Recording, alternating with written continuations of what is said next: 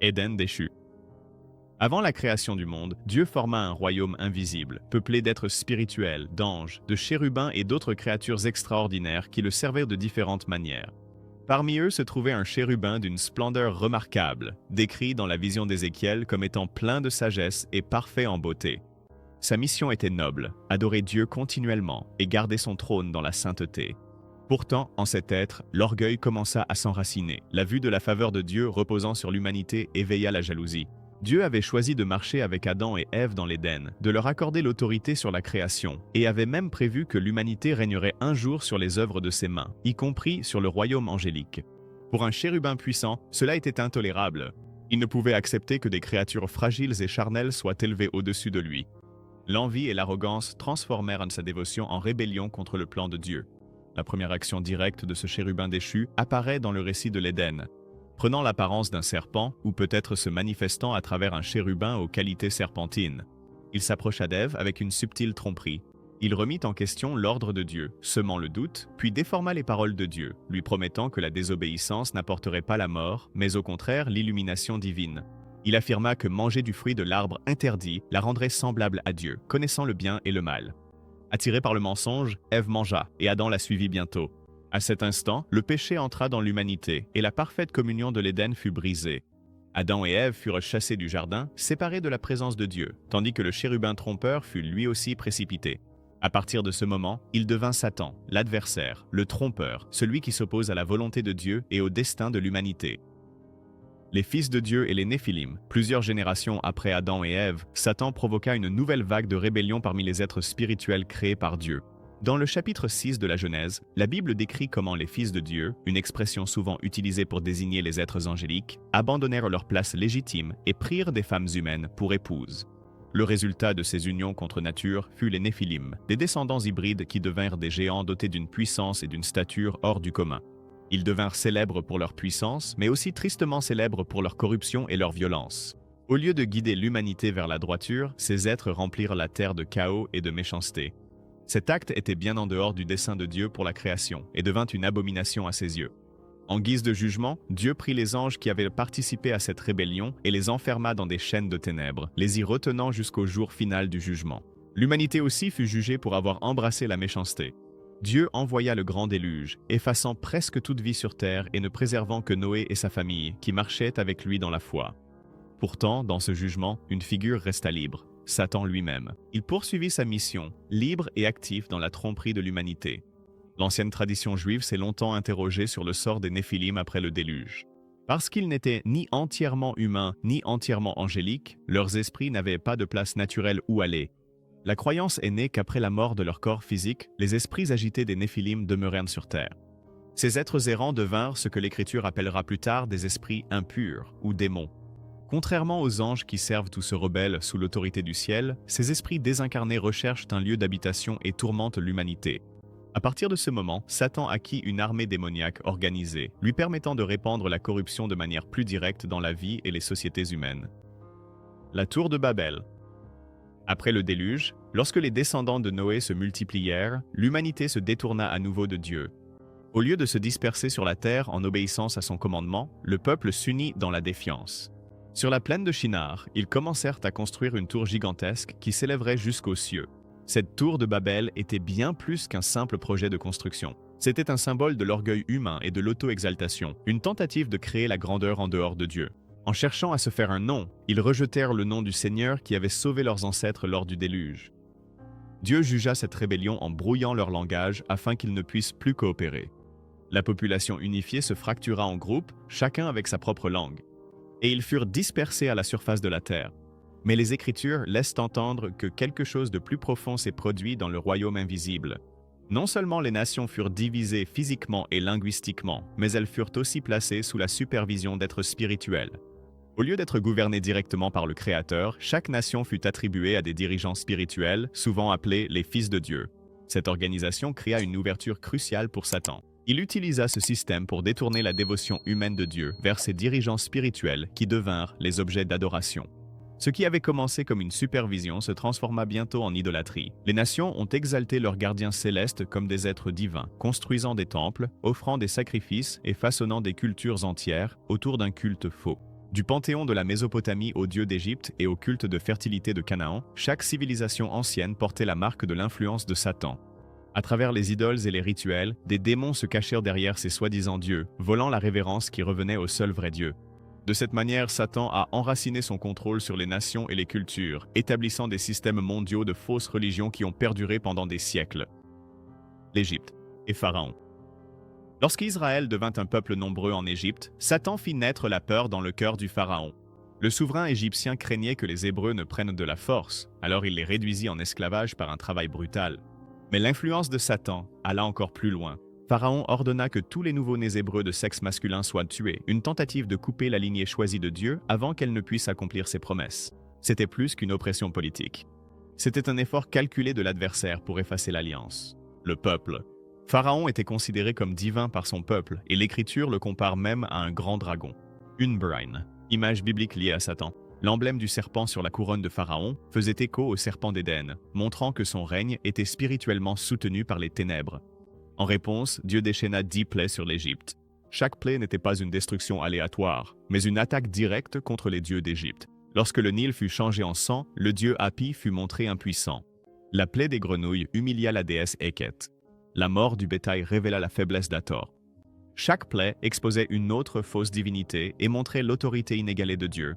À travers ces actes, Dieu ne faisait pas seulement libérer son peuple, mais il démantelait aussi le système démoniaque qui maintenait l'Égypte en esclavage.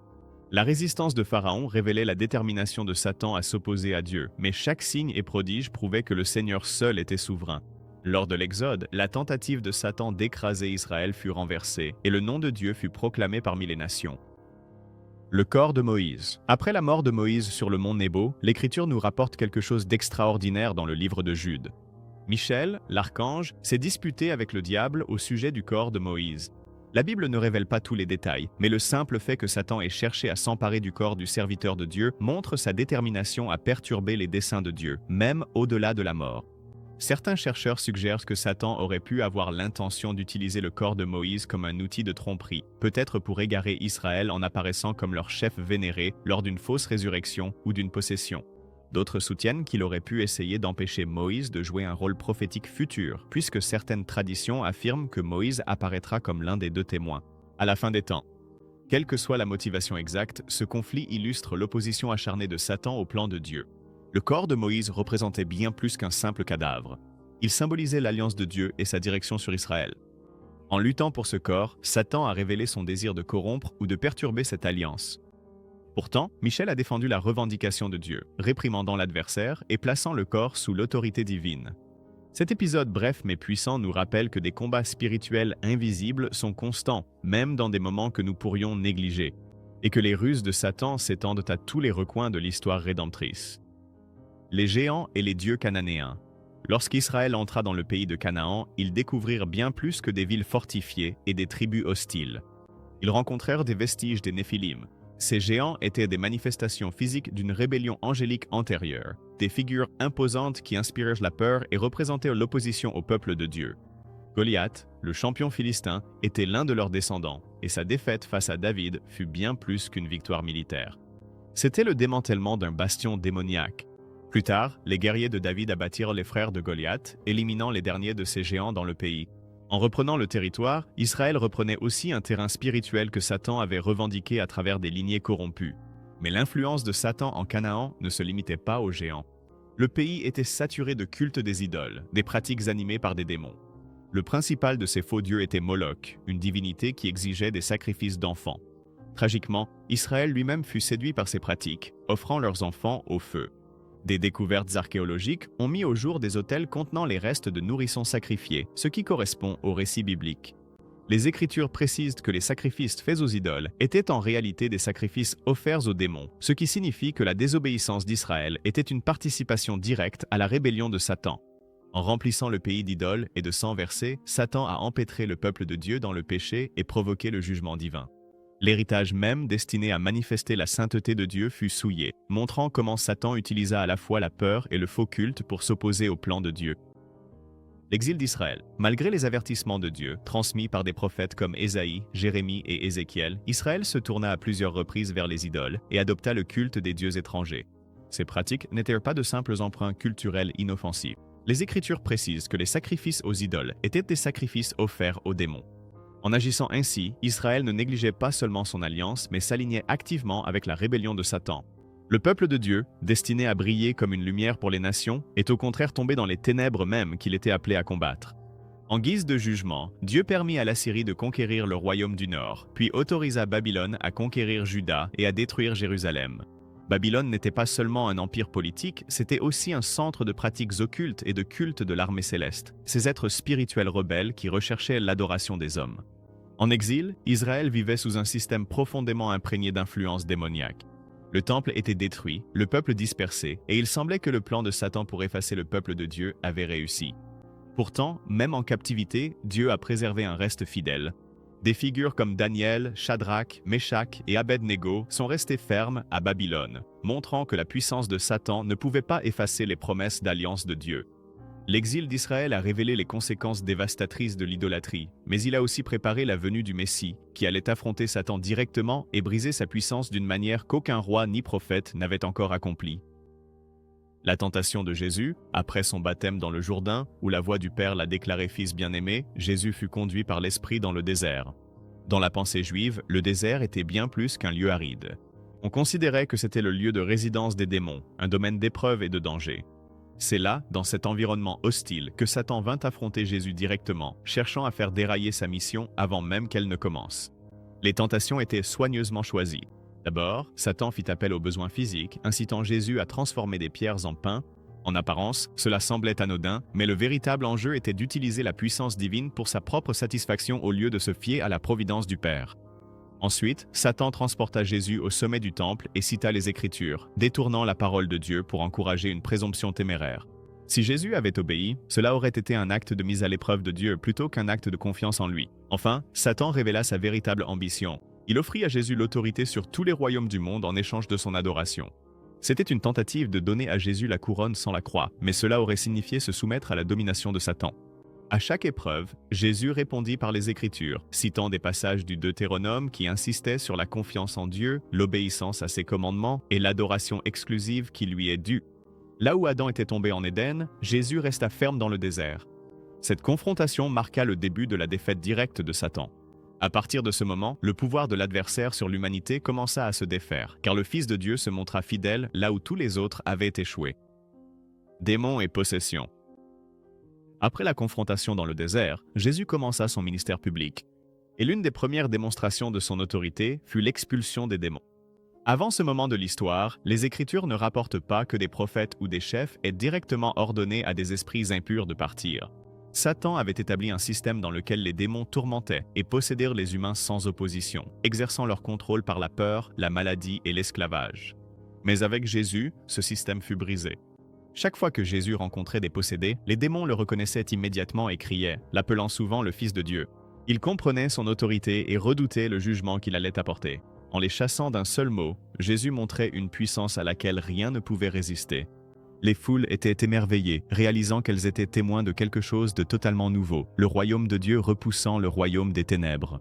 Jésus a étendu cette autorité à ses disciples, les envoyant proclamer le royaume et leur donnant le pouvoir de chasser les démons en son nom. Fait significatif, il a choisi 70 disciples pour cette mission, soit le même nombre que les nations dispersées à Babel. Cela symbolisait bien plus qu'un ministère local. C'était une déclaration affirmant qu'il était venu pour reprendre chaque nation à l'emprise de Satan. Lorsque les disciples revinrent tout joyeux, disant que même les démons leur étaient soumis en son nom, Jésus déclara « Je voyais Satan tomber du ciel comme un éclair ». Chaque acte de délivrance était une défaite visible pour l'adversaire, montrant que sa domination sur l'humanité s'effondrait. Devant la puissance du Messie, les portes de l'enfer et le mont Hermon. À un moment de son ministère, Jésus emmena délibérément ses disciples vers le nord, dans la région de Césarée de Philippe, un lieu tristement célèbre dans la tradition juive comme centre de culte païen.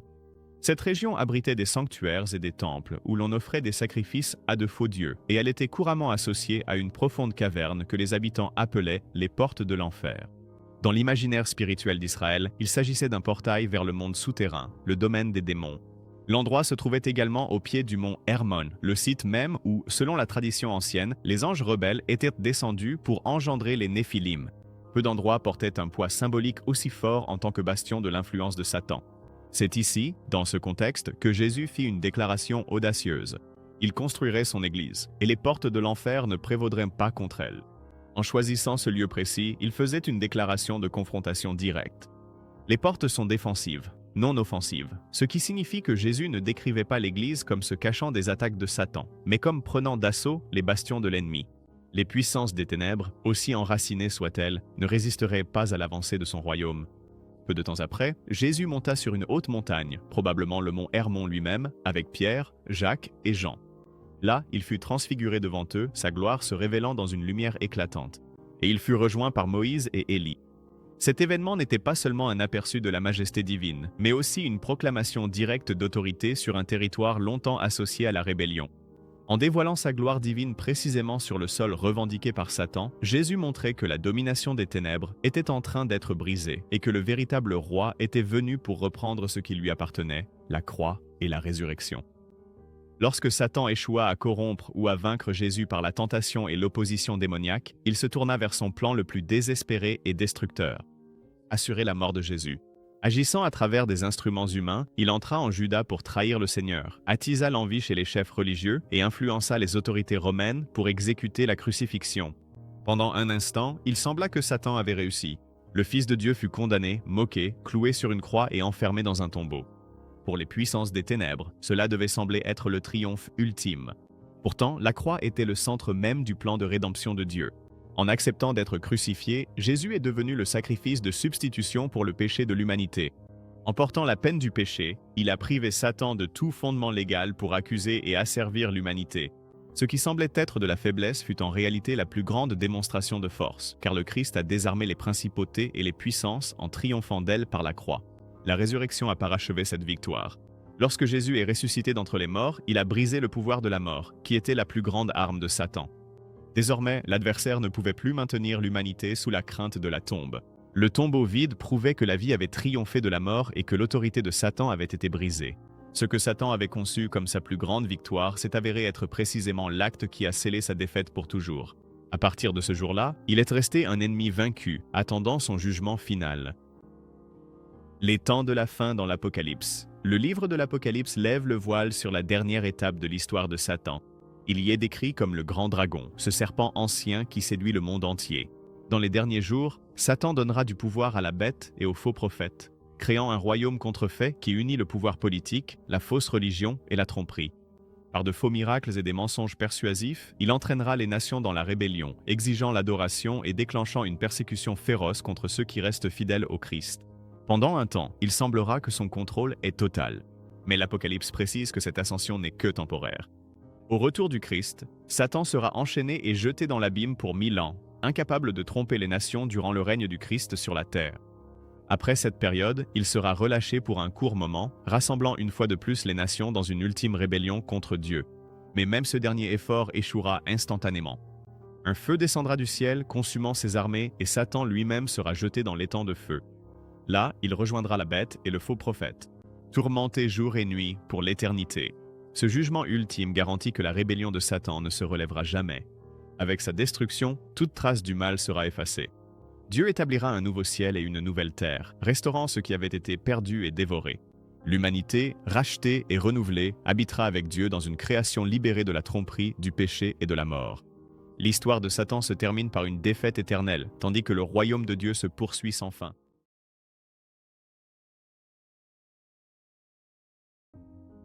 La promesse de la vie parfaite. L'enseignement de la vie parfaite affirme que le principal rôle de Dieu est de satisfaire vos désirs personnels, en garantissant la santé, la richesse et le confort si vous avez simplement assez de foi. Il le présente comme une sorte de génie céleste, existant pour financer vos rêves et vous protéger des difficultés. Ce message contredit directement les Écritures. Jésus n'a jamais promis une existence facile et prospère. Au contraire, il a dit « Si quelqu'un veut venir après moi, qu'il renonce à lui-même et qu'il prenne sa croix chaque jour. » Luc 9, verset 23. La voie étroite qu'il décrit est marquée par les épreuves et l'opposition, non par un succès ininterrompu. Les serviteurs les plus fidèles de la Bible en sont la preuve. Jésus était pauvre et a été crucifié. Paul a été battu, emprisonné et souvent affamé. Jean a été exilé. Aucun n'a connu confort constant. Pourtant, tous ont marché étroitement avec Dieu. L'enseignement de la prospérité nuit aux croyants en suggérant que maladie ou difficulté signifie manque de foi. En réalité, de nombreux chrétiens sincères ont prié avec ferveur et ont enduré épreuve, tout comme Jésus à Gethsémanée, se soumettant à la volonté du Père même qu'en signifiait souffrir. Dieu bénit, guérit et pourvoit, mais il le fait selon ses desseins, et non comme une garantie. La véritable mesure de la foi, c'est de lui faire confiance, que la réponse soit oui ou non. Dieu n'est qu'amour. Cet enseignement se concentre exclusivement sur l'amour de Dieu, tout en ignorant sa justice, sa sainteté et son jugement. C'est attirant parce que cela semble valorisant et non conflictuel, mais cela crée une image déformée de Dieu. L'Écriture déclare que Dieu est amour, 1 Jean chapitre 4, verset 8, mais elle l'appelle aussi un feu dévorant, Hébreux chapitre 12, verset 29. Et le juge de toute la terre, Genèse chapitre 18, verset 25. Retirer ces attributs revient à présenter un demi-dieu, ce qui n'est pas Dieu du tout. La véritable grâce, selon Tite chapitre 2, versets 11 à 12, enseigne aux croyants à renoncer à l'impiété et à vivre de manière juste dans ce monde présent. La grâce n'est pas une permission de pécher, c'est la puissance d'être libéré de l'emprise du péché. Lorsque les églises refusent de prêcher sur la repentance, la sainteté ou la réalité du jugement, elles laissent aux gens une fausse assurance qu'ils peuvent rester dans le péché et être tout de même en règle avec Dieu. Jésus lui-même a enseigné que tous ceux qui l'appellent Seigneur n'entreront pas dans le royaume des cieux, mais seulement ceux qui font la volonté du Père. Matthieu chapitre 7, verset 21. Le véritable amour dit la vérité au sujet du péché et appelle les gens à la transformation. Tout message qui omet cela laisse les auditeurs non préparés face à Dieu, qui un jour jugera chaque personne selon sa justice. Des règles supplémentaires. Le légalisme ajoute des exigences humaines à l'Évangile et les considère comme des conditions pour le salut ou la maturité spirituelle. C'est l'Évangile des pharisiens, fait de traditions humaines, de listes de performances et de règles rigides qui vont au-delà des Écritures. Des exemples incluent le fait d'affirmer qu'une personne n'est pas sauvée tant qu'elle n'est pas baptisée, d'insister sur l'absence du Saint-Esprit à moins de parler en langue, ou d'exiger l'observance de certains jours ou rituels pour rester acceptable devant Dieu. Bien que le baptême, les dons spirituels et les disciplines soient précieux, ils ne constituent pas la base du salut. Éphésiens chapitre 2, versets 8 à 9, le précise clairement. C'est par la grâce que vous êtes sauvés, par le moyen de la foi et non par les œuvres, afin que personne ne puisse se vanter. Le danger, c'est que le légalisme déplace la confiance de l'œuvre accomplie du Christ vers la performance personnelle. Cela peut engendrer de l'orgueil chez ceux qui respectent les règles et de la condamnation pour ceux qui ne les respectent pas. Jésus a averti dans Matthieu chapitre 15, versets 6 à 9, que les traditions peuvent annuler la parole de Dieu, remplaçant la véritable obéissance par un rituel vide. Le brigand sur la croix prouve que le salut vient de la repentance et de la foi seule. Aucun rituel, aucun registre de bonnes œuvres. Les bonnes œuvres sont le fruit du salut, non son fondement. Ajouter des exigences à l'évangile fait qu'il n'est plus l'évangile du tout, mais un système humain qui ne peut pas sauver. Le déni de la pleine divinité ou humanité du Christ. Certaines fausses doctrines réduisent Jésus à un simple prophète, un enseignant moral ou un être créé, tandis que d'autres prétendent qu'il n'a fait qu'apparaître comme un homme. Les deux nient des vérités essentielles sur sa nature. L'Écriture présente Jésus comme pleinement Dieu et pleinement homme. Jean chapitre 1, verset 1 dit « Au commencement était la parole, et la parole était avec Dieu, et la parole était Dieu. » Le verset 14 ajoute « Et la parole a été faite chair, et elle a habité parmi nous. » Colossiens chapitre 2 verset 9 affirme que, en Christ, habite corporellement toute la plénitude de la divinité. Nier sa divinité le prive de l'autorité et du pouvoir de sauver, puisque seul Dieu peut porter la pleine pénalité du péché. Nier son humanité efface sa capacité à être notre substitut, puisque le sacrifice pour le péché devait être humain. Hébreux chapitre 2, versets 14 à 17 explique qu'il est devenu comme nous en tout point afin de faire l'expiation pour nos péchés. Les apôtres ont mis en garde contre les enseignements qui déforment qui est Jésus. 1 Jean 4, versets 2 à 3 déclare que quiconque ne confesse pas Jésus-Christ venu en chair n'est pas de Dieu. Suivre un Christ qui est moins que pleinement divin et pleinement humain, c'est suivre un faux Christ qui ne peut pas sauver. Le rejet de l'autorité et de la suffisance des Écritures, un autre enseignement dangereux, sape la Bible en plaçant d'autres sources, des visions personnelles, des traditions d'Église, des tendances culturelles au même niveau ou au-dessus d'elles. Lorsque l'Écriture est considérée comme incomplète, dépassée ou secondaire, la norme ultime de vérité du croyant passe de la parole de Dieu à l'opinion humaine. Cela rend l'Église vulnérable à la tromperie. 2 Timothée 3,16 à 17 enseigne que toute écriture est inspirée de Dieu et utile pour enseigner, pour convaincre, pour corriger et pour instruire dans la justice, afin d'équiper les croyants pour toute bonne œuvre. La Bible n'est pas simplement une ressource parmi d'autres, elle est le fondement donné par Dieu pour la foi et la pratique. Jésus lui-même a confirmé l'autorité de l'Ancien Testament, répétant à plusieurs reprises « Il est écrit ». Pour confronter le mensonge et la tentation. Lorsque tout enseignement, révélation ou tradition contredit ou ajoute à la parole de Dieu, il doit être rejeté. Proverbes chapitre 30, versets 5 à 6 avertit « Toute parole de Dieu est éprouvée. N'ajoute rien à ces paroles, de peur qu'ils ne te reprennent et que tu ne sois reconnu menteur. » La suffisance des Écritures signifie qu'elles contiennent tout ce qui est nécessaire pour le salut, une vie pieuse et le discernement. La confiance totale en elles protège l'Église d'être influencée par des inventions humaines et maintient le Christ, et non la culture, au centre. L'universalisme enseigne que l'amour de Dieu garantit que chaque personne sera finalement sauvée, indépendamment de la repentance ou de la foi en Christ. Cette idée séduit la compassion humaine, mais contredit directement les propres paroles de Jésus. Dans Matthieu 7, versets 13 à 14, il dit que le chemin qui mène à la vie est étroit et que peu le trouvent. Jean 3, verset 18, avertit que ceux qui ne croient pas sont déjà condamnés, et Matthieu 25, verset 46, parle d'un châtiment éternel pour les injustes. Acte 4, verset 12, déclare « Il n'y a de salut en aucun autre, car il n'y a sous le ciel aucun autre nom donné aux hommes, par lequel nous devions être sauvés. » L'universalisme supprime la nécessité de la croix et l'urgence de l'Évangile. Si tout le monde est sauvé quoi qu'il arrive, alors la mort sacrificielle du Christ devient inutile et l'évangélisation perd tout son sens. L'Écriture enseigne constamment que la vie éternelle n'est accordée qu'à ceux qui se repentent et croient à l'Évangile. Marc chapitre 1 verset 15, Romains chapitre 3 verset 25, chapitre 10 verset 9 à 10. Rejeter cette vérité laisse les gens sous une fausse assurance qu'ils sont en sécurité alors qu'ils ne le sont pas. L'amour de Dieu est réel, mais il agit en parfaite harmonie avec sa sainteté et sa justice. Ceux qui rejettent le salut du Christ feront face au jugement dont il a averti à plusieurs reprises. En rejetant la loi morale de Dieu, l'antinomisme détourne la grâce en une permission de vivre sans contrainte morale. Il affirme que l'obéissance aux commandements de Dieu est inutile, puisque le salut est par la grâce. Cette déformation est aussi dangereuse que le légalisme car elle nie la puissance transformatrice de l'Évangile.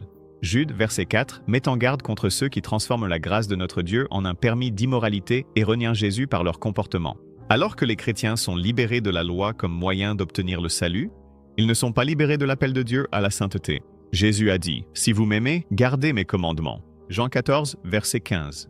Paul explique que les croyants accomplissent la loi du Christ, Galates 6, verset 2, par une obéissance guidée par l'Esprit. Les commandements moraux de Dieu, tels que l'honnêteté, la pureté sexuelle, le pardon et l'amour, reflètent son caractère et restent contraignants pour son peuple. L'antinomisme produit des églises où le péché n'est pas remis en question et où le discipulat est absent. Les Écritures montrent que la vraie foi produit des œuvres compatibles avec la repentance. Acte 20, 6.20, Jacques 2.10, 7. La grâce non seulement pardonne, mais transforme aussi. Un évangile sans appel à une vie sainte est incomplet, et ceux qui prêchent un tel message risquent de conduire les gens à une séparation éternelle d'avec Dieu sous l'illusion de la liberté. Le refus de la résurrection corporelle. Cet enseignement affirme que Jésus n'est pas ressuscité physiquement d'entre les morts, présentant la résurrection comme un événement purement spirituel ou symbolique. Un tel refus enlève le fondement même de la foi chrétienne. Paul le dit clairement dans 1 Corinthiens 15, verset 17. « Si Christ n'est pas ressuscité, votre foi est vaine. Vous êtes encore dans vos péchés. » La résurrection n'est pas une croyance optionnelle. Elle est la preuve centrale que Jésus est le Fils de Dieu et que son sacrifice a été accepté par le Père. Les évangiles rapportent que le tombeau était vide et que Jésus est apparu physiquement à ses disciples. Ils l'ont touché, ont mangé avec lui et ont vu les cicatrices dans ses mains et son côté. Luc chapitre 24, versets 39 à 43. Jean chapitre 20, verset 27. Ces rencontres confirment que la résurrection était corporelle, non imaginaire. Nier la résurrection détruit également l'espérance du croyant, l'espérance pour l'avenir. Romains chapitre 8, verset 11, promet que le même Esprit qui a ressuscité Jésus donnera la vie à nos corps mortels. Si la résurrection de Jésus est réduite à un symbole, la garantie de notre propre résurrection s'effondre. Les apôtres considéraient cette vérité comme non négociable, car sans elle, l'Évangile perd à la fois sa puissance salvatrice et sa promesse ultime de vie éternelle. De nombreux chemins vers Dieu. Le pluralisme religieux enseigne que toutes les religions sont des voies également valables pour atteindre Dieu. Il présente Jésus comme l'une des nombreuses options spirituelles plutôt que comme l'unique sauveur. Cela s'oppose directement à sa propre affirmation dans Jean 14, verset 6. « Je suis le chemin, la vérité et la vie. Nul ne vient au Père que par moi. » Les apôtres ont repris cette exclusivité, déclarant dans Acte 4, verset 12, qu'il n'y a de salut en aucun autre. Le pluralisme peut sembler tolérant, mais il prive l'Évangile de son urgence et de son unicité. Si tous les chemins mènent à Dieu, la croix devient inutile et la mort du Christ n'est plus qu'une simple expression culturelle de la spiritualité. La Bible présente constamment une seule voie de salut, la repentance envers Dieu et la foi en Jésus-Christ. Actes chapitre 20, versets 20 et 1.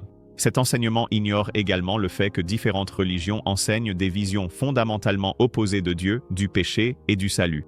Elles ne peuvent pas toutes être vraies en même temps. Accepter le pluralisme, c'est rejeter l'autorité de Jésus et le message clair des Écritures. La foi chrétienne repose sur la conviction que Christ seul a réconcilié l'humanité avec Dieu par sa mort et sa résurrection, et qu'en dehors de lui, il n'y a pas de salut. La prospérité par le péché. Cet enseignement affirme que Dieu bénira même la désobéissance délibérée si elle produit un succès visible, de l'influence ou de la croissance.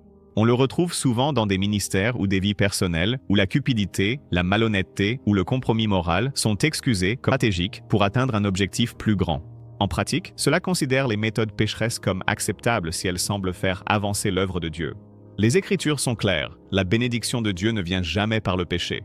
Proverbe 28, verset 13 dit « Celui qui cache ses fautes ne prospère pas, mais celui qui les avoue et les délaisse obtient miséricorde. » Le psaume 1 décrit la personne bénie comme celle qui ne marche pas selon le conseil des méchants. Jacques 4, verset 4, avertit que l'amitié du monde est inimitié contre Dieu, rendant le compromis spirituellement dangereux. Lorsque le péché est justifié au nom des résultats, le message devient que la fin justifie les moyens plus importants que les commandements de Dieu. Cela s'oppose directement à l'exemple de Jésus, qui a refusé l'offre de Satan de recevoir les royaumes terrestres en échange de l'adoration. L'obéissance compte autant que le résultat. La véritable bénédiction découle de la fidélité à la parole de Dieu, même si le chemin est plus lent ou plus difficile, car cela s'aligne avec sa sainteté et ses desseins éternels.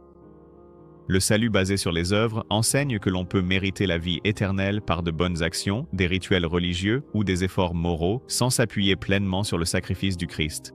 Bien que cela puisse encourager une moralité extérieure, cela contredit la vérité centrale de l'Évangile selon laquelle le salut est un don de la grâce. Romains 3,20 déclare « Par les œuvres de la loi, aucun être humain ne sera justifié devant lui. » Éphésiens 2:8 à 9 souligne que nous sommes sauvés par la grâce, au moyen de la foi, et non par les œuvres, afin que personne ne puisse se vanter. Cet enseignement est dangereux car il déplace la confiance de Jésus vers l'effort personnel. Cela peut engendrer de l'orgueil chez ceux qui pensent avoir fait assez et du désespoir chez ceux qui réalisent qu'ils n'y arriveront pas. La Bible enseigne que même nos meilleures œuvres sont entachées par le péché, comme le dit Ésaïe chapitre 64 verset 6, et ne peuvent pas satisfaire à la norme parfaite de Dieu. Les bonnes œuvres ont bien une place dans la vie chrétienne, mais comme preuve du salut, et non comme moyen de l'obtenir. Jacques chapitre 2 verset 10-7 explique que la foi sans les œuvres est morte, ce qui signifie qu'une foi authentique produit l'obéissance. L'ordre a son importance. Nous sommes sauvés par la foi seule, et cette foi produira des œuvres. Inverser cet ordre détruit l'Évangile et amène les gens à se confier en eux-mêmes plutôt qu'en Christ. Le refus du retour du Christ et du jugement final. Certains enseignements rejettent ou réinterprètent la seconde venue de Jésus, affirmant qu'elle est purement symbolique ou que le monde s'améliorera progressivement jusqu'à ce que le royaume de Dieu soit pleinement réalisé sans son retour personnel. D'autres minimisent ou nient la réalité du jugement final, présentant Dieu comme quelqu'un qui n'exerce jamais la justice contre le péché. L'Écriture parle clairement de ces événements. Acte 1:11 rapporte la promesse de l'ange selon laquelle Jésus reviendra de la même manière que vous l'avez vu monter au ciel. 2 Pierre 3:3 à 4 avertit que des moqueurs mettront en doute sa venue, mais affirme que le jour du Seigneur arrivera de façon inattendue. Apocalypse 10:9-11 à 16 décrit son retour comme un événement visible et décisif au cours duquel il juge et fait la guerre avec justice. Nier le retour du Christ enlève l'urgence de se préparer et de mener une vie sainte. Jésus a dit à ses disciples de veiller car ils ne connaissent ni le jour ni l'heure de sa venue. Matthieu 24, versets 42 à 44.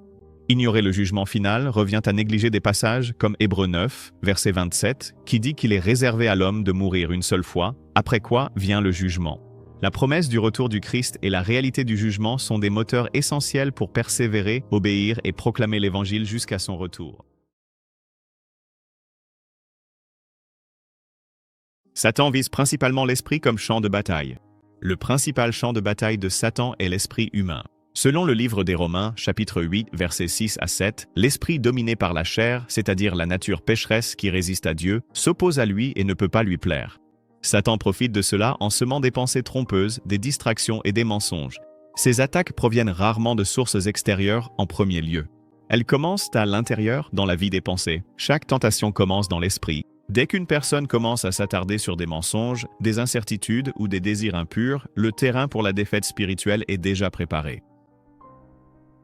Il met en avant ce qui vous manque pour créer de l'insatisfaction. Satan commence souvent par attirer l'attention sur ce que vous n'avez pas. C'est la méthode qu'il a utilisée avec Ève dans le jardin. Bien qu'entouré d'abondance, il a dirigé son attention vers l'unique arbre que Dieu avait interdit. Cette approche transforme le désir naturel en insatisfaction.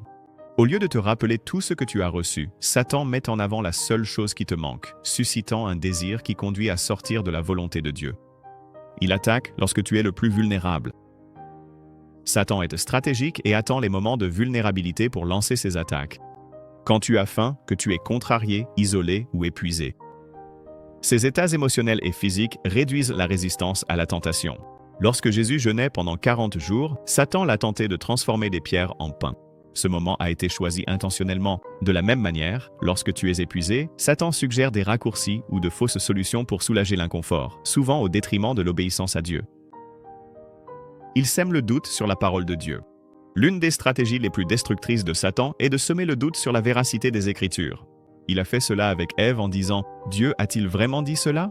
Comme il est rapporté dans le livre de la Genèse, chapitre 3, verset 1. Cette forme subtile d'attaque érode la confiance dans les instructions de Dieu. Dès qu'une personne remet en question ne serait-ce qu'une seule partie de la parole de Dieu, Satan exploite cette brèche pour répandre encore plus le doute. Finalement, cela conduit à une obéissance réduite, une confiance qui s'estompe et une redéfinition du péché. Il t'enferme dans des débats et des rationalisations. Satan entraîne souvent les gens dans des discussions qui remettent en cause la vérité morale évidente. Au lieu d'affronter la tentation directement, il invite à la rationalisation. Lorsque Jésus a été tenté, il a répondu fermement « Il est écrit ». Il n'y a eu aucun débat. Satan préfère que tu remplaces la vérité immuable de Dieu par une interprétation personnelle. Par exemple, transformer « tu ne feras pas » en « tu ne devrais probablement pas » affaiblit la force morale des commandements de Dieu. Plus on rationalise, plus on se rapproche de la désobéissance. Il utilise la tromperie pour redéfinir le mal. La tromperie est l'une des méthodes principales de Satan. Elle consiste à présenter quelque chose de nuisible comme étant bon ou inoffensif. Jésus l'a qualifié de source de tous les mensonges dans le livre de Jean chapitre 8, verset 44. Satan déforme la réalité en modifiant la façon dont les mauvais comportements sont qualifiés. La trahison devient une simple erreur, la malhonnêteté devient le fait de veiller sur soi-même, et la rébellion devient l'expression de soi. Cette déformation altère la perception et transforme ce qui est nuisible en quelque chose de faussement attirant, tout en faisant paraître ce qui est juste comme restrictif ou dépassé. Il divise les croyants et les familles. L'une des principales stratégies de Satan est la division. Il s'emploie activement à déchirer les relations au sein des familles, des églises et des communautés. Son objectif est d'isoler les croyants, les rendant ainsi spirituellement vulnérables et déconnectés. La division commence généralement par des offenses non résolues, de l'orgueil ou des désaccords doctrinaux. Le livre de Jacques, chapitre 3, verset 16, avertit que là où il y a de la jalousie et des ambitions égoïstes, il y a du désordre et toutes sortes de mauvaises actions. Satan prospère dans les environnements de désunion, car des personnes séparées perdent de vue la mission de Dieu et deviennent plus faciles à influencer. Il encourage une croyance partielle dans les Écritures. Satan ne pousse pas toujours les gens à rejeter complètement la Bible. Au lieu de cela, il les incite à ne croire que certaines parties. Il favorise l'obéissance sélective en s'accrochant aux promesses de Dieu tout en négligeant ses commandements. Cela aboutit à une fausse version de la foi, dépourvue de puissance spirituelle.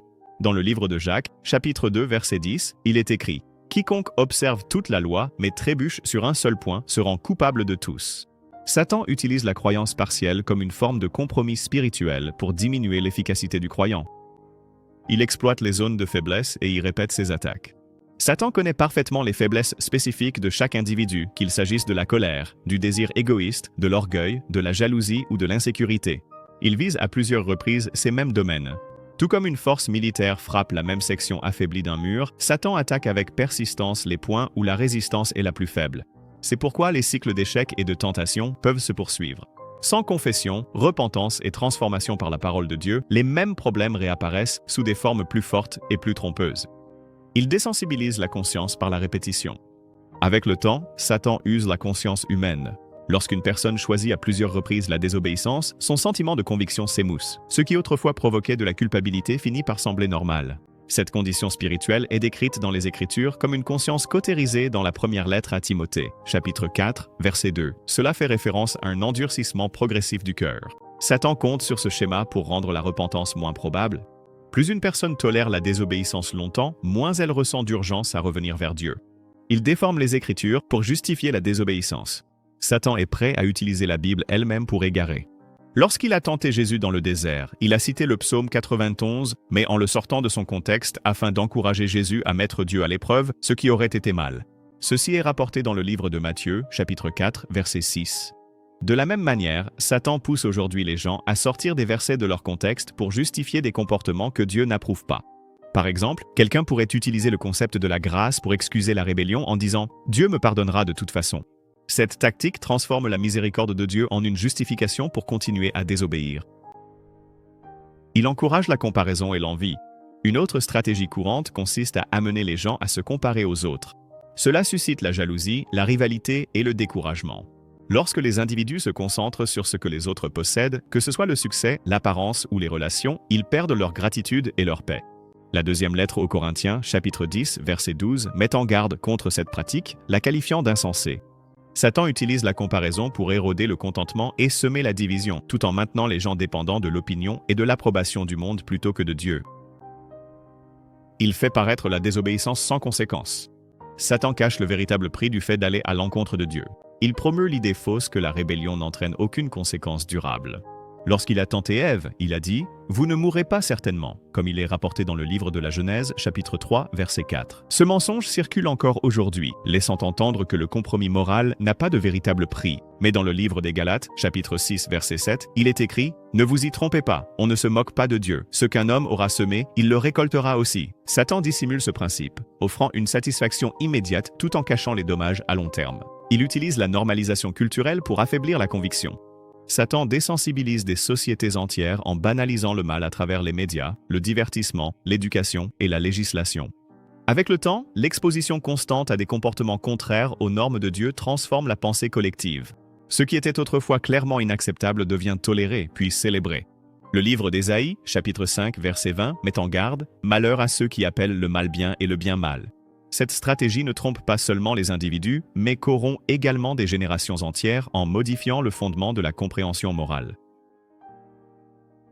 Il promet beaucoup et donne peu. Chaque offre faite par Satan est trompeuse, enveloppée dans un plaisir temporaire. Il prétend apporter le bonheur, mais cela conduit à la tristesse. Il promet la liberté, mais cela aboutit à la captivité. Il propose le gain, mais cela finit en perte.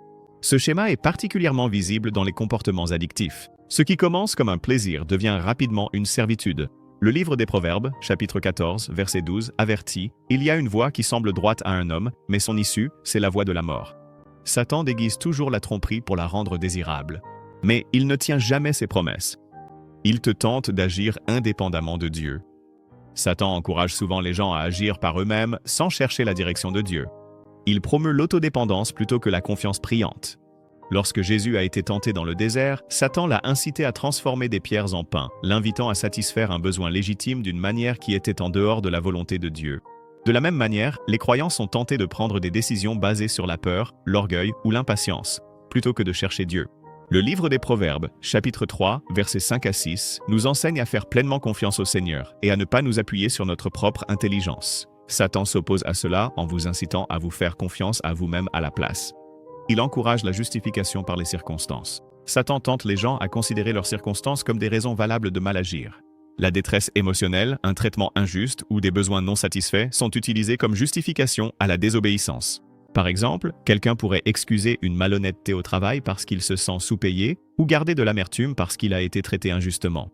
Satan déforme le but des épreuves, que Dieu destine à affiner le caractère et les transforme en excuses pour la rébellion.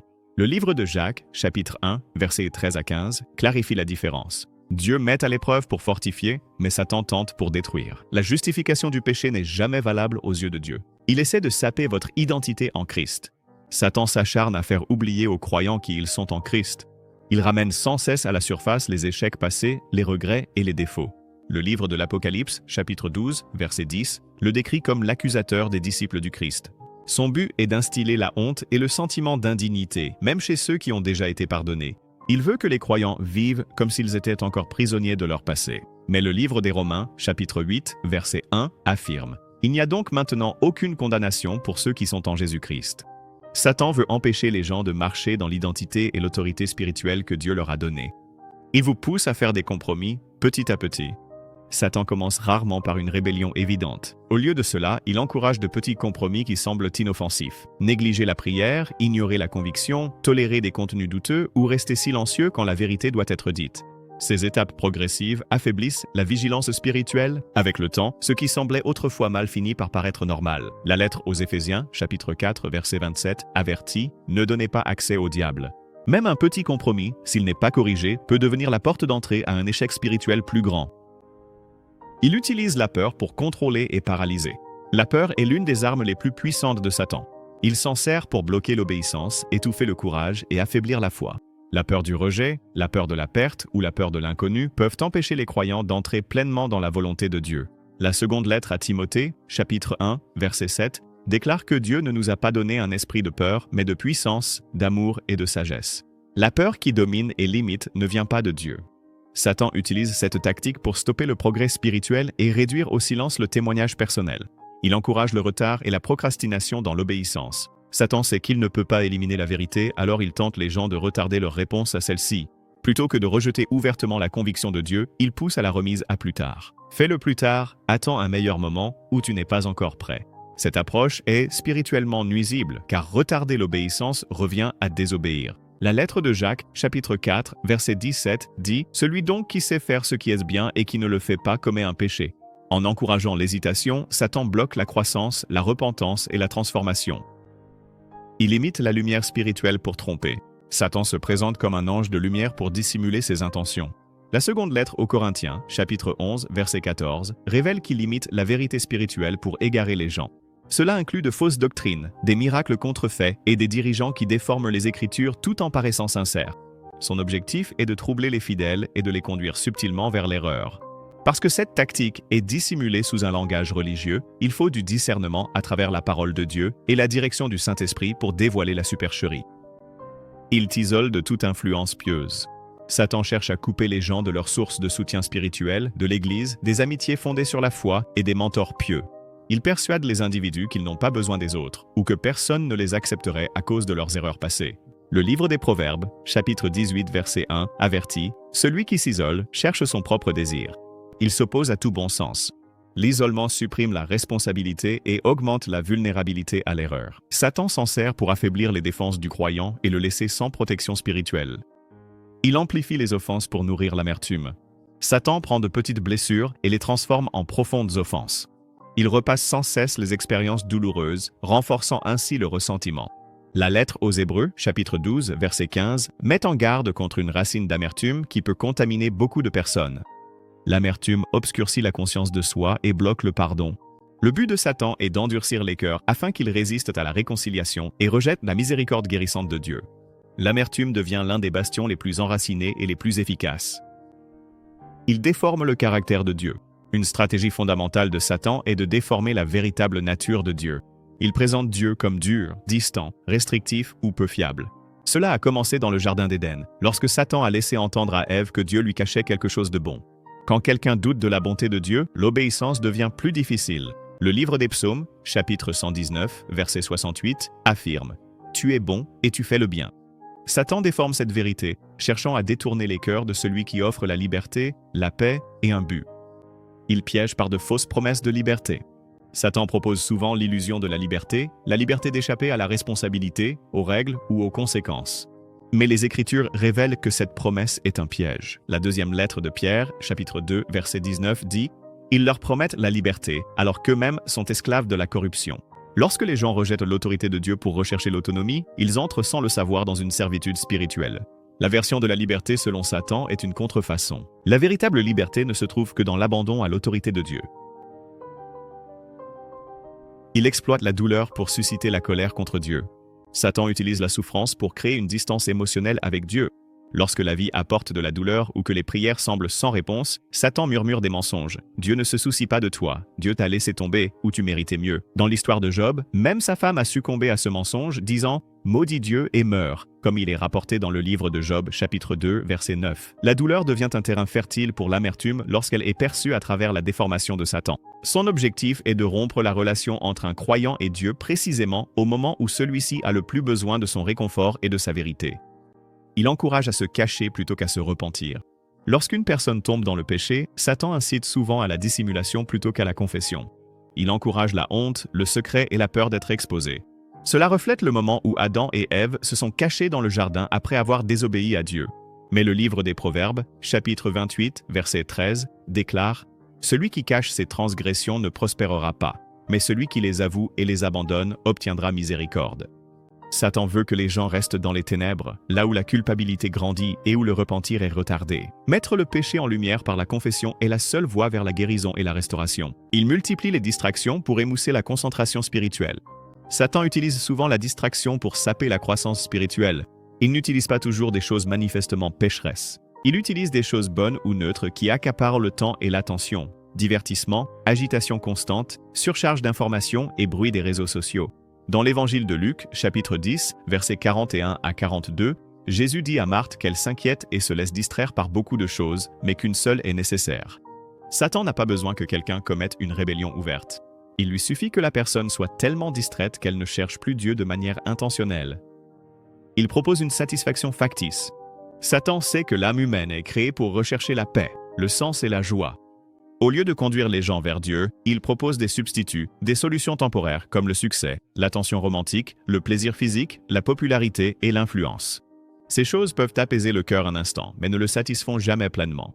Le livre de Jérémie, chapitre 2, verset 13, décrit cette condition comme le fait d'échanger la source d'eau vive contre des citernes fissurées qui ne retiennent pas l'eau. Les alternatives de Satan semblent épanouissantes un instant, mais elles laissent les gens vides, secs et vulnérables à des tromperies encore plus profondes. Il imite la conviction par la condamnation. Satan déforme la véritable voie de la conviction en la remplaçant par la condamnation. La conviction venant du Saint-Esprit est ciblée et restauratrice. Elle corrige le comportement tout en offrant l'espérance et l'invitation à revenir vers Dieu. La condamnation, en revanche, est vague, accusatrice et sans espoir. Le livre de l'Apocalypse, chapitre 12, verset 10, appelle Satan l'accusateur de nos frères et sœurs. Il murmure des mensonges au cœur disant « Tu es impardonnable ». Tu n'en es pas digne. Même après que quelqu'un se soit tourné de nouveau vers Dieu, cette tactique est conçue pour stopper la croissance et éloigner les gens de la grâce de Dieu. Il fait passer l'approbation du monde avant celle de Dieu. Satan pousse les gens à rechercher l'approbation de la société plutôt que celle de Dieu. Il associe la valeur à l'applaudissement, à la popularité et à la reconnaissance publique. Dans l'évangile de Jean, chapitre 12, verset 43, Jésus critique ceux qui ont préféré la gloire des hommes à la gloire de Dieu. Dès qu'une personne commence à privilégier l'approbation humaine, l'obéissance à la vérité devient pesante. La tactique de Satan rend plus facile de compromettre ses convictions, simplement pour rester accepté dans les cercles mondains. Il se moque du jugement de Dieu pour affaiblir la crainte sainte. Satan tente d'effacer la vérité biblique du jugement de Dieu en le présentant comme ancien, dur ou simplement symbolique. Il promeut l'idée qu'un Dieu d'amour ne permettrait jamais de conséquences pour la désobéissance. Mais le livre des Hébreux, chapitre 9, verset 27, déclare « Il est réservé aux hommes de mourir une seule fois, après quoi vient le jugement ». En supprimant la notion de responsabilité éternelle dans l'esprit des gens, Satan encourage une attitude désinvolte envers le péché. Cette crainte de Dieu érodée entraîne une perte de repentance et une diminution de l'adoration authentique. Il rebaptise l'obéissance en légalisme. L'une des tactiques les plus subtiles de Satan consiste à redéfinir l'obéissance à Dieu comme étant rigide ou oppressive. Il qualifie la fidélité de légalisme et la sainteté d'extrémisme. Il soutient que rechercher la pureté est une attitude de jugement ou dépassée. Mais la première lettre de Pierre, chapitre 1, verset 16, ordonne « Soyez saints, car je suis saint ». Satan déforme le message de sorte que l'abandon devient oppression et que la révérence devient superflue. Le but est d'édulcorer la vérité jusqu'à ce qu'elle ne remette plus en question ni ne transforme l'âme. Il submerge de culpabilité pour briser la communion. Une fois la désobéissance commise, Satan inonde rapidement le cœur d'une intense culpabilité, non pas pour conduire à la repentance, mais pour éloigner le croyant de Dieu. Il murmure qu'ils ont franchi la limite, que la restauration est impossible et qu'ils ont perdu l'amour de Dieu. Cette tactique brise la communion, non pas parce que Dieu s'est retiré, mais parce que l'individu se cache dans la honte. Le livre des Romains, chapitre 8, verset 1, réfute ce mensonge. Il n'y a donc maintenant aucune condamnation pour ceux qui sont en Jésus-Christ.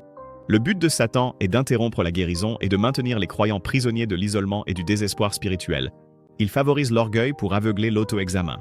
Satan encourage l'orgueil comme moyen de bloquer la conscience de soi et de résister à la repentance. Lorsqu'une personne commence à se voir comme spirituellement supérieure, au-dessus de toute correction, ou plus juste que les autres, elle perd de vue son propre besoin de grâce. Le livre des Proverbes, chapitre 16, verset 18, avertit « L'orgueil précède la ruine et l'esprit hautain précède la chute ».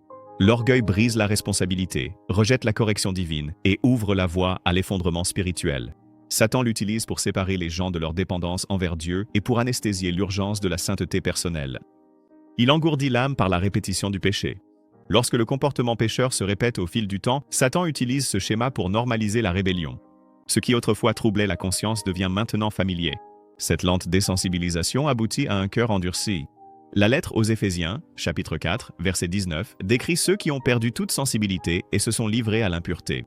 Le résultat est un état spirituel d'engourdissement, où une personne affirme encore croire mais ne répond plus à la direction de Dieu. Satan veut que la désobéissance devienne une routine et passe inaperçue. Il attaque l'adoration en détournant la dévotion.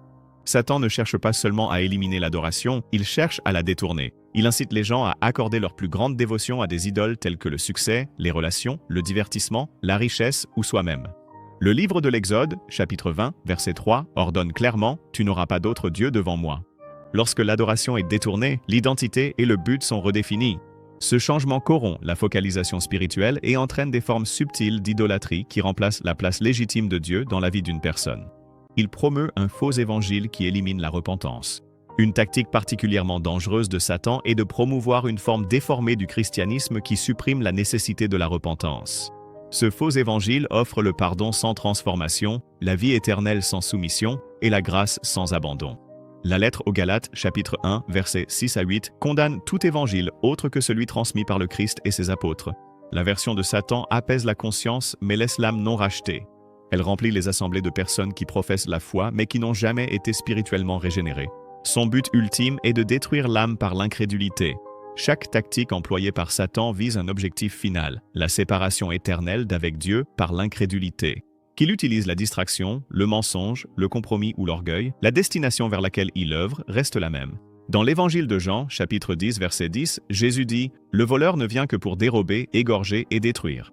Le désir de Satan est que les gens périssent dans l'incrédulité, trompés, endurcis et faisant confiance à tout sauf à l'œuvre salvatrice du Christ.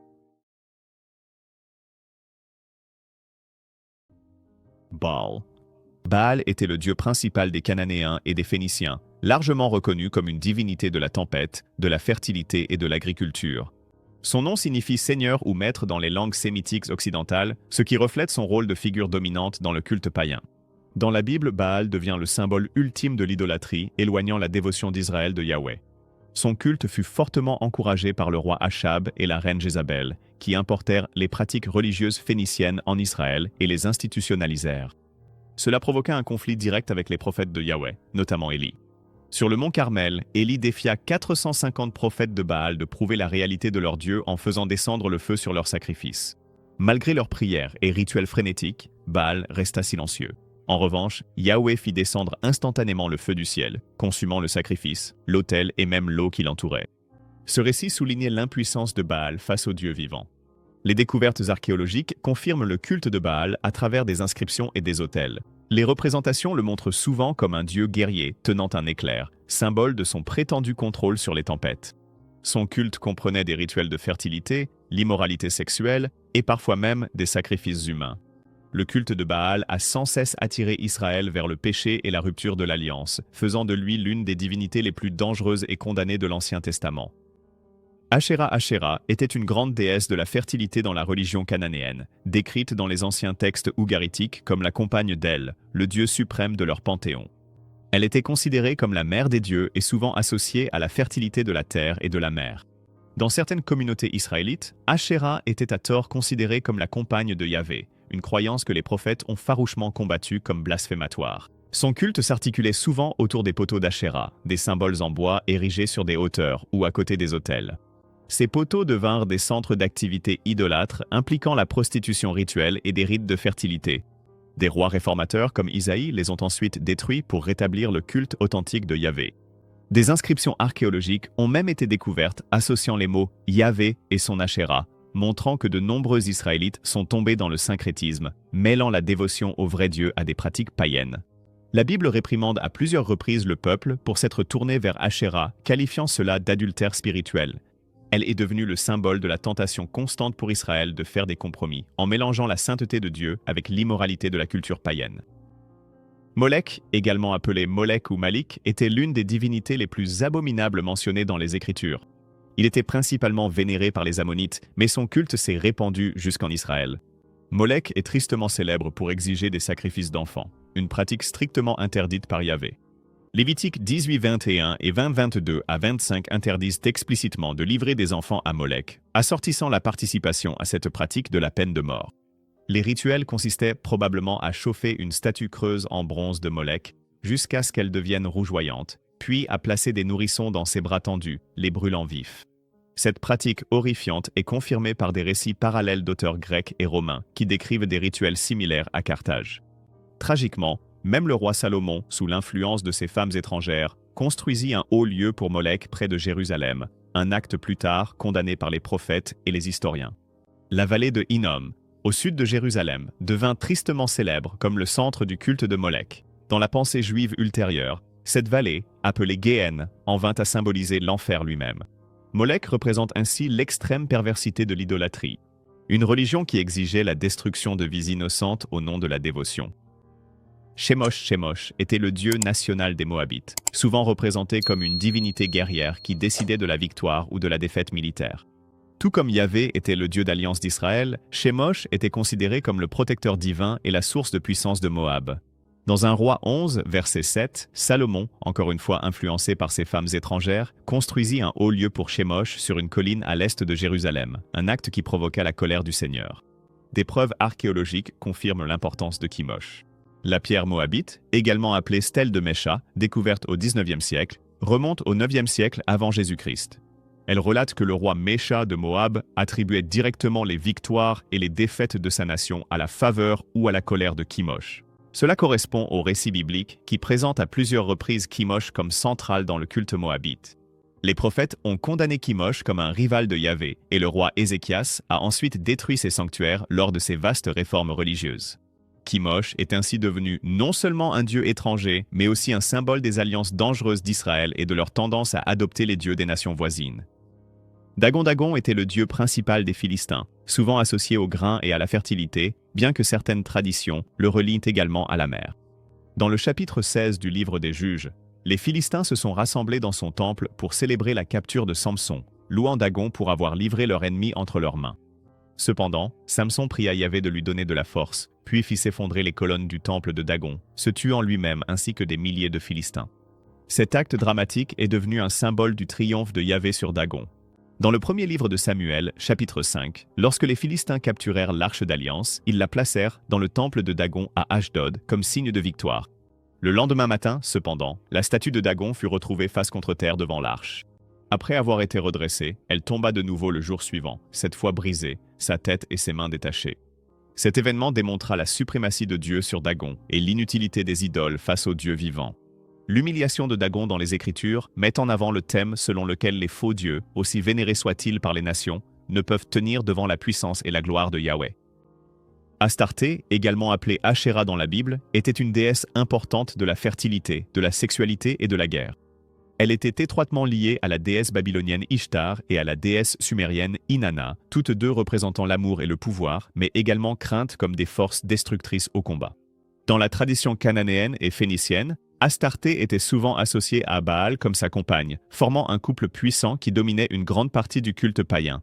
Le roi Salomon, influencé par ses nombreuses femmes étrangères, permit le culte d'Ashéra en Israël. Un roi 11, verset 5, relate son apostasie, marquant cet acte comme l'une des principales raisons du jugement de Dieu contre lui et de la division ultérieure du royaume. La Bible condamne constamment Israël pour avoir abandonné Yahvé afin de suivre Baal et Ashéra, comme on le voit dans Juge 2, verset 13. Son culte incluait souvent la prostitution rituelle, des cérémonies de fertilité et l'immoralité sexuelle, s'opposant directement à la sainteté exigée par la loi mosaïque. Des preuves archéologiques, telles que des figurines et des inscriptions, la représentent ornée de symboles lunaires, d'étoiles et de cornes, parfois montrées avec des armes qui soulignent son rôle de déesse de la guerre. Dans la théologie biblique, Astarté représente l'une des séductions les plus persistantes qui ont sans cesse attiré Israël vers l'idolâtrie et l'infidélité à l'alliance. Bel et Nebo. Bel et Nebo étaient les principales divinités de Babylone, chacune symbolisant la puissance religieuse et politique de l'Empire. Bel, un titre signifiant seigneur, était souvent attribué à Marduk, le dieu suprême de Babylone. Marduk était considéré comme le créateur de l'univers et le protecteur de la grande ville de Babylone, incarnant sa puissance militaire et sa domination culturelle. Son grand temple, Essédila, se dressait comme un monument à sa vénération et à la puissance de l'empire babylonien. Nébo, également appelé Nabu dans les textes babyloniens, était le dieu de la sagesse, de l'écriture et du destin. Il était souvent représenté tenant un stylet, symbolisant son rôle de scribe des dieux et celui qui inscrivait le destin des hommes. Nébo était étroitement associé à la ville de Borsippa, où son temple était un centre de formation des scribes et de dévotion religieuse. Le roi de Babylone attribuait souvent à Nébo la sagesse nécessaire pour gouverner et consigner leur règne. Le chapitre 46, verset 1 d'Ésaïe se moque à la fois de Bel et de Nébo, déclarant qu'ils se courbent et s'inclinent, montrant que même les plus grands dieux de Babylone s'effondreraient sous le jugement de Yahweh. Leur chute finale s'est accomplie lorsque la Perse a conquis Babylone en l'an 539 avant Jésus-Christ, prouvant que les idoles, aussi exaltées soient-elles par les nations, ne peuvent ni sauver ni résister face au vrai Dieu. Être du conseil divin. La Bible contient des références fascinantes à Yahweh, présidant un conseil divin céleste, une assemblée d'êtres spirituels souvent appelés les fils de Dieu ou, dans certains contextes, même des dieux. Le psaume 82, verset 1, déclare « Dieu préside dans la grande assemblée, il rend la justice au milieu des dieux ». Dans ce passage, le mot Elohim est utilisé à la fois pour Yahweh et pour les autres êtres spirituels sous son autorité. Ces figures sont réprimandées pour leur injustice et on leur dit qu'elles mourront comme des mortels, soulignant ainsi leur subordination. Dans Job chapitre 1, verset 6, les fils de Dieu sont décrits comme se rassemblant devant le Seigneur, avec Satan parmi eux, reflétant une cour céleste où des décisions sont prises concernant l'humanité. Cette image fait écho aux scènes de conseil dans d'autres cultures de l'ancien Proche-Orient. Pourtant, la Bible présente Yahweh comme le souverain incontesté, contrairement au panthéon polythéiste où l'autorité était partagée. Au fil du temps, les interprètes ont compris ces êtres de différentes manières, certains comme des dirigeants angéliques des nations, d'autres comme des puissances spirituelles rebelles qui se sont opposées à Dieu. La Bible affirme que, bien que ces êtres spirituels existent, ils restent sous le commandement ultime de Yahweh, montrant que le monothéisme en Israël n'était pas le déni des réalités spirituelles, mais l'affirmation de la souveraineté absolue de Dieu sur elles. Néphilim. Les Néphilim sont parmi les figures les plus mystérieuses des Écritures, mentionnées dans la Genèse chapitre 6, versets 1 à 4, et dans Nombre chapitre 13, verset 33. Ils sont décrits comme la progéniture des fils de Dieu et des filles des hommes. Beaucoup d'interprètes comprennent cela comme des anges déchus prenant des femmes humaines, engendrant une race hybride de géants ou de puissants guerriers. Ces êtres sont appelés des hommes de renom, légendaires pour leur force et leur violence. Leur présence est liée à la grande corruption de la terre avant le déluge, servant de l'une des raisons pour lesquelles Dieu a infligé son jugement à l'humanité à l'époque de Noé. Plus tard, lorsque les espions israélites explorèrent Canaan, ils rapportèrent avoir vu des Néphilim là-bas et se décrivirent eux-mêmes comme des sauterelles en comparaison. Qu'ils soient compris littéralement comme des géants ou symboliquement comme des guerriers terrifiants, les Néphilim représentaient une rébellion humaine extraordinaire et l'effacement des frontières entre le divin et l'humain. Les traditions juives, comme le livre d'Enoch, ont développé cette histoire, présentant les Néphilim comme la progéniture corrompue d'êtres angéliques qui ont enseigné à l'humanité des connaissances interdites. Dans la théologie biblique, leur existence met en lumière la descente de l'humanité dans la violence et le péché, soulignant la nécessité d'un jugement divin et d'une purification par le déluge. Reine du ciel. La Reine du ciel est mentionnée directement dans Jérémie chapitre 7, verset 18 et chapitre 44, versets 17 à 19. Dans ces passages, le peuple de Juda, en particulier les femmes, est décrit comme préparant des gâteaux, brûlant de l'encens et versant des offrandes de boissons en son honneur. Ils affirmaient obstinément que leur vie était prospère lorsqu'ils l'honoraient, et que le malheur n'était survenu que lorsqu'ils avaient cessé de lui rendre un culte. Bien que la Bible ne l'identifie pas par son nom, la plupart des chercheurs pensent que la Reine du ciel était un titre pour Ishtar, la déesse babylonienne, ou pour Astarté, la déesse cananéenne de la fertilité et de la guerre. Toutes deux étaient trop largement vénérées dans l'ancien Proche-Orient en tant que déesses mères liées aux étoiles, à la lune et au cycle de la vie. Pour les prophètes, adorer la Reine du ciel était un acte de rébellion directe contre Yahvé. Cela symbolisait le rejet de l'alliance par Juda au profit de pratiques païennes. Jérémie avertit que cette dévotion entraînerait le jugement sur Jérusalem, et en effet, la ville tomba plus tard aux mains de Babylone. La Reine du ciel demeure ainsi un exemple édifiant d'idolâtrie profondément ancrée dans la culture. Séduisante par sa promesse de prospérité, mais menant à la destruction sous la colère de Dieu. Tammuz était un dieu mésopotamien de la fertilité étroitement lié aux cycles annuels de la végétation, de la mort et de la renaissance. Son mythe le décrit comme un dieu jeune qui mourait chaque année, symbolisant le flétrissement des récoltes pendant la saison sèche, puis revenait à la vie avec les pluies, apportant renouveau et fertilité à la terre. Dans Ézéchiel 8, verset 14. Le prophète voit des femmes au sein même du temple de Jérusalem, pleurant Tammuz. Ce deuil rituel faisait partie de la commémoration annuelle de sa mort, au cours de laquelle les fidèles le pleuraient afin d'assurer son retour et le renouveau de la terre. Cette pratique était profondément offensante aux yeux de Yahvé, car elle introduisait des rites païens de fertilité, souvent liés à l'immoralité et à la prostitution rituelle, directement dans l'enceinte du temple. En participant au deuil de Tammuz, le peuple d'Israël montrait à quel point le culte étranger s'était mêlé à leur foi, pervertissant même les cycles naturels de la vie en acte de rébellion contre Dieu. Tammuz représentait donc bien plus qu'un simple mythe de fertilité. Il constituait un exemple frappant de la manière dont les pratiques culturelles, lorsqu'elles sont adoptées sans discernement, peuvent corrompre et remplacer la véritable dévotion envers Yahvé. Nisroch est mentionné dans 2 Rois 19-37 et Ésaïe 37-38 comme le dieu des Assyriens adoré par le roi Sennachérib. Après la défaite humiliante de Sennachérib infligée par le Seigneur, il retourna dans son pays. Alors qu'il adorait Nisroch dans son temple, Sennachérib fut assassiné par ses propres fils, qui le frappèrent à mort précisément à l'endroit où il cherchait protection. Bien que l'on sache peu de choses sur Nisroch d'un point de vue archéologique, de nombreux chercheurs suggèrent qu'il pourrait s'agir d'une forme corrompue de Ninurta, un dieu mésopotamien de l'agriculture, de la guerre et de la chasse. Quelle que soit son identité précise, le récit biblique place le temple de Nisroch au centre de la chute de l'Assyrie. Le roi le plus puissant de son époque, qui s'était vanté contre le Dieu d'Israël, fut frappé à mort alors qu'il s'inclinait devant sa fausse divinité. Ce récit met en avant la suprématie absolue de Yahweh sur le Dieu national de la Syrie et montre qu'aucune idole ne peut sauver son adorateur du jugement du Dieu vivant. Rimen était le dieu syrien des tempêtes, de la pluie et de la fertilité, mentionné dans 2 Rois 5, verset 18. Après que Naaman, le commandant syrien, eut été guéri de la lèpre par le prophète Élisée, il s'engagea à n'adorer que Yahweh. Pourtant, il exprima son inquiétude car, dans le cadre de ses fonctions officielles, il serait encore obligé de se prosterner dans le temple de Rimen, en accompagnant son maître, le roi de Syrie. Cette référence révèle à quel point le culte de Rimen était profondément ancré dans la vie politique et culturelle syrienne. Les chercheurs identifient souvent Rimen à Hadad, le dieu de l'orage ouest-sémitique largement vénéré dans la région. En tant que divinité de la tempête, Rimen était censé apporter la pluie et la fertilité agricole, ce qui le rendait central dans la religion syrienne. Le dilemme de Naaman illustre la tension à laquelle de nombreux croyants étaient confrontés lorsqu'ils vivaient dans des sociétés dominées par l'idolâtrie, le conflit entre la dévotion exclusive à Yahvé et les pressions culturelles d'honorer les dieux nationaux. Mérodach, également appelé Marduk, était le dieu suprême de Babylone et la figure centrale de sa religion. Dans Jérémie chapitre 50, verset 2, le prophète déclare « Bel est confondu, Mérodach est consterné ». Cette déclaration prophétique annonçait la chute de la plus grande idole de Babylone.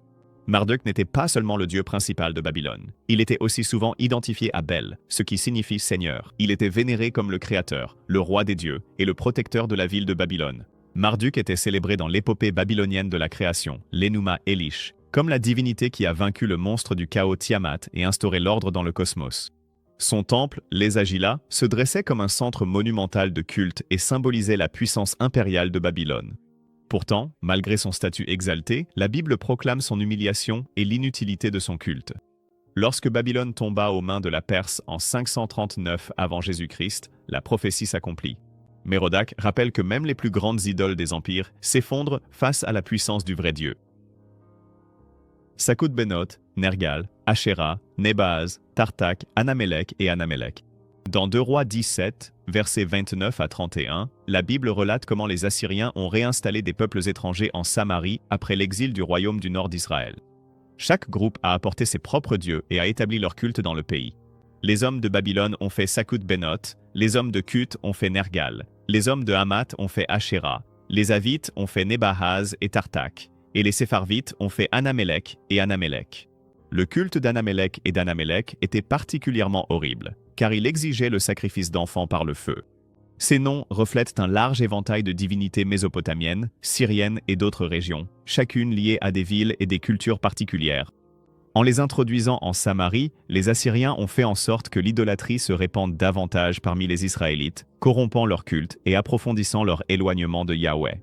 Ce passage met en lumière l'effet destructeur de l'influence étrangère et du syncrétisme, montrant comment l'idolâtrie s'est enracinée non seulement à cause de la désobéissance d'Israël, mais aussi par l'imposition de pratiques païennes par les nations conquérantes. Gad et Mani. Dans Ésaïe chapitre 65 verset 11, Dieu réprimande le peuple de Juda qui dresse une table pour Gad et remplit des coupes de vin mêlées pour Mani. Gad était un dieu de la fortune, associé à la chance et à la prospérité, tandis que Mani était un dieu du destin ou du sort. Ensemble, ils représentaient le désir humain de contrôler ou de manipuler les résultats futurs en faisant appel à des forces divines du hasard. En se tournant vers Gad et Mani, le peuple montrait que sa confiance s'était détournée de la providence et des promesses de Yahweh pour être placé dans des idoles de la chance et du destin. Cette pratique symbolisait un profond compromis spirituel. Au lieu de dépendre du Dieu qui avait conclu une alliance avec eux, ils cherchaient la bénédiction auprès de puissances qui n'existaient pas. Le culte de Gad et Mani met en lumière la facilité avec laquelle le cœur humain peut placer son espoir dans le hasard, le destin ou la superstition, plutôt que dans la souveraineté de Dieu. Si les pensées, habitudes et désirs que vous entretenez n'étaient pas seulement des faiblesses, mais des portes ouvertes vers la destruction, vous avez vu comment Satan attaque, mais s'il utilisait des outils anciens avec une précision mortelle, des outils déguisés en péché quotidien. Dans la prochaine vidéo, chaque péché capital expliqué en détail, nous dévoilerons chaque péché capital, un par un.